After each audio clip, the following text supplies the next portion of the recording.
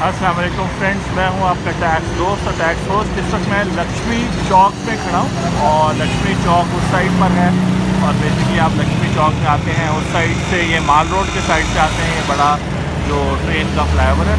और मैं इधर इसलिए खड़ा हूँ क्योंकि यहाँ पर है FBR का ऑडिट डिपार्टमेंट। बिलोर प्लाज़ा है ये जो आप देखते हैं, और बिलोर प्लाज़ा में आप यहाँ पर एंटर होंगे और जितने भी ऑडिट नोटिस ज़ोन 2 से इशू हो रहे हैं तो आप देख रहे हैं। तो मकसद ये था कि लक्ष्मी चौक में पहुँच के माल रोड के रास्ते फिर आप यहाँ पर आते हैं और आपके रिप्रेजेंटेटिव इधर आएंगे FBR के।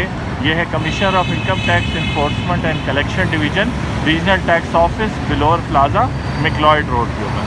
तो आप देख रहे हैं FBR आइरिस लाइव शो। और अब आपको पता चल गया है कि आपने अगर यहाँ आना हो तो क्या रास्ता है। Thank you very much.